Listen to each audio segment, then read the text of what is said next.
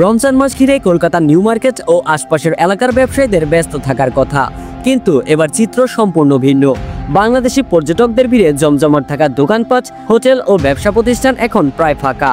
ভারতের ভিসা নীতিতে পরিবর্তনের কারণে বাংলাদেশ থেকে আগত ক্রেতারা আসতে পারছেন না, আর এর সরাসরি প্রভাব পড়েছে কলকাতার অর্থনীতিতে।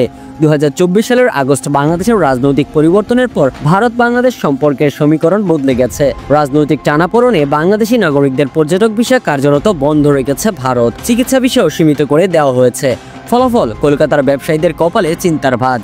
New Market, Marquis Street, Free School Street, Kyd Street, Sudder Street ও রফি আহমেদ কিয়াই রোড, এসব এলাকায় বাংলাদেশি পর্যটকদের উপর নির্ভরশীল দোকান ও হোটেল ব্যবসা এখন সংকটে।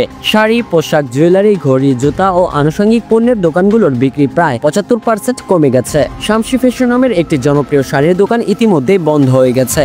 দোকানের মালিক কামরুদ্দিন মল্লিক জানান, মাসে 2.5 লাখ রুপি দোকান ভাড়া ও আনুষঙ্গিক খরচ সামলানো সম্ভব না হওয়ায় ব্যবসা গুটিয়ে নিতে বাধ্য হয়েছেন। রমজান উপলক্ষে আগে যেখানে হোটেলের একটি কক্ষ খালি থাকতো না, এখন সেগুলোতে খরিদ্দার নেই। ব্যবসা টিকিয়ে রাখতে বাধ্য হয়ে এসি কক্ষগুলো নন এসি কক্ষের চেয়েও কম দামে ভাড়া দেওয়া হচ্ছে, তবুও পর্যটকদের দেখা নেই। বাংলাদেশি ক্রেতাদের অভাবে বাংলা খাবারের রেস্তোরাঁ, travel agency, tour operator, money exchange ব্যবসা, এমনকি রাস্তায় আনুষঙ্গিক পণ্য বিক্রেতারাও বিপাকে পড়েছেন।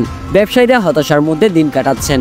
রমজান মাসের বিক্রির উপর অনেক দোকানের পুরো বছরের আয়ের বড় অংশ নির্ভর করত, কিন্তু এবার সেই সম্ভাবনা নেই।